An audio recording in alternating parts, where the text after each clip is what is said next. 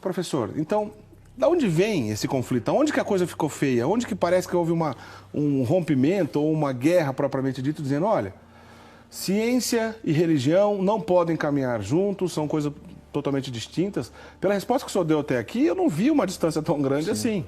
Eu vejo assim, duas coisas novamente, né? Eu acho que quando a gente pergunta se ciência e religião podem caminhar juntos, de fato existem práticas religiosas ou concepções religiosas que vão ter muita dificuldade Certo. de caminhar com a ciência. Porque a ciência realmente, ela, na medida que ela vai explicando pela via natural um conjunto enorme de fenômenos, né? E aí, de fato, para algumas religiões isso complica muito. Você entendeu? Agora, do ponto de vista cristão, não. Para o cristianismo, não. Né? O cardeal Ratzinger, ele já dizia isso no livro dele de Introdução à Teologia. Ele chamava a atenção para isso, de que o cristianismo é a religião do logos, é a religião da razão. Né? Não no sentido de racionalismo, mas no sentido do verbo de Deus, que se fez carne, que se encarnou. Né? Aliás, São João, no capítulo 3, ele usa, no original, a palavra logos mesmo. A palavra logos. Né? Então, isso é importante, mostrando que o cristianismo, na sua essência, na sua identidade íntima, ele tem tanto esse aspecto histórico e essa relação com a razão. Né? Porque o verbo de Deus, a sabedoria de Deus se fez carne. Então, é uma religião da razão. Não no sentido moderno racionalista, não é nisso. Então é uma religião que tem um vínculo com isso. Então por isso que na história do cristianismo, sempre a teologia teve uma relação com a filosofia e sempre houve uma preocupação da igreja com essa questão do conhecimento. Eu acredito que o que ocorreu, repito, o conflito começa a ocorrer quando realmente a ciência começa a dar um monte de explicações mostrando que determinadas ideias religiosas não se sustentam. Não tem relação com a realidade. E aí, no meu entendimento, aí entra a peculiaridade do cristianismo de conseguir estabelecer um diálogo. Certo. Mesmo com dificuldade, mas estabelece. E outras tradições talvez tenham muito mais dificuldade. E tem um segundo ponto que é a propaganda que foi feita. Aí, no fato, nós teríamos que tomar muito cuidado com os livros, sites que nós lemos, porque muitas vezes é uma história mal contada aí. Isso é um advento do século XX para cá? Sim, bastante. Não só do século XX, eu diria que a propaganda que se fez a partir do século XVIII, principalmente depois ali da Revolução Francesa, por exemplo. Tá. Eu vou dar um exemplo só para vocês entenderem. Por favor. É muito comum, por exemplo, em livros de filosofia, dizerem o seguinte, que a partir do século XVIII, em vez de se preocupar com o mundo, com o objeto conhecido, os modernos foram os primeiros a se preocupar com o sujeito do conhecimento. Ou seja, em vez de eu me preocupar com o mundo, com o objeto que é conhecido, vamos se perguntar quem é esse sujeito que quer conhecer o objeto. Né? E os modernos foram os primeiros. E geralmente todo mundo repete isso. É muito comum nas aulas de filosofia os professores repetirem isso. Isso mostra o quê? Que realmente os modernos foram eficazes na propaganda. Mas é falso.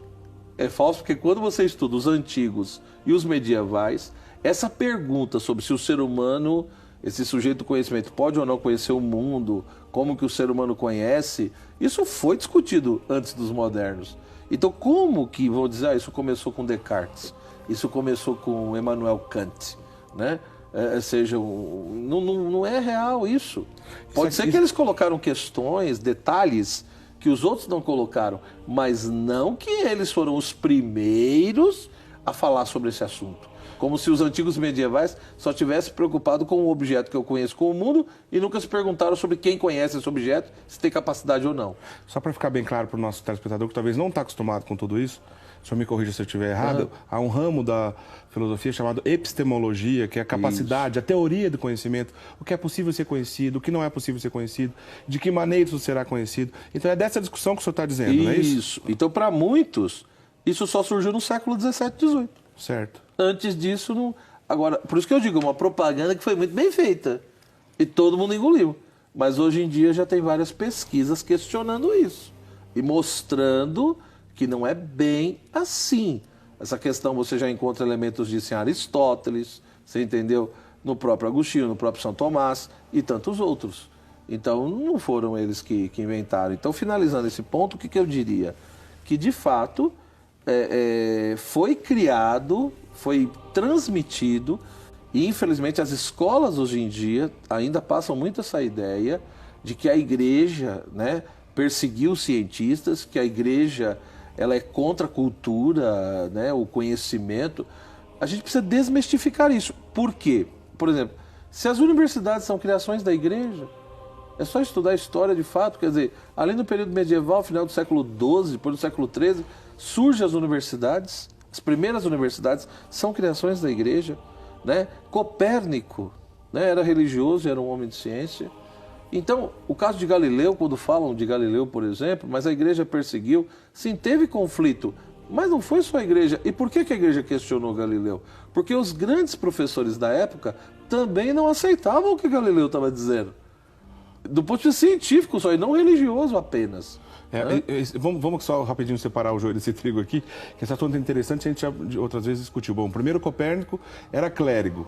Então, toda aquela história de foi o primeiro cara que trouxe à tona de que não era necessariamente não era o Sol que estava girando em volta da Terra, mas era justamente a Terra que girava em volta do Sol, o heliocentrismo e tudo mais.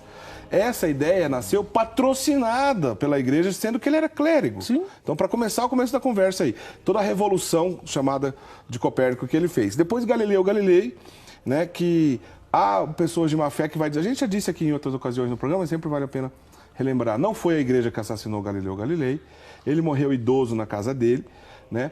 Mas, como o senhor estava bem dizendo, não necessariamente foi somente a igreja que rejeitou as ideias no início, porque ele não tinha condições claras de provar o que estava dizendo, era por isso, professor? Exato, entendeu? Eram coisas tão inovadoras, não sei o quê, que mesmo muitos professores e pensadores na época também questionaram. Então, existiu conflito? Existiu. Mas não no sentido de má fé, porque queria manipular a consciência das pessoas e esconder a verdade, né? Então, a igreja tinha esse apreço pelo conhecimento, pela ciência.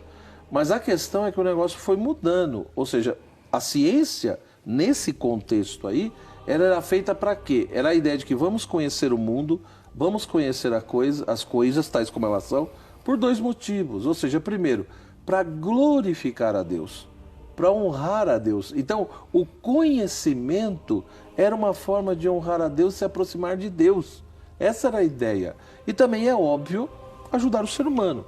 A questão é que foi mudando. Então, quando você entra no século XVIII, principalmente, com toda aquela questão do movimento das luzes, do iluminismo, aí é um outro contexto. A crítica ao cristianismo é muito forte. A crítica à igreja, à religião em geral, vai se chamar, por exemplo, a deusa razão. A razão vai ser chamada de uma deusa, né? Quando perguntavam, mas Deus existe? Alguns filósofos diziam, Deus existirá se a deusa razão no seu tribunal disser que ele existe.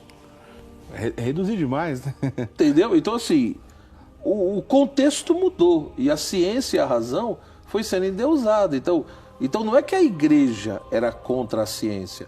A igreja era contra um certo tipo de ciência, uma certa maneira de fazer ciência.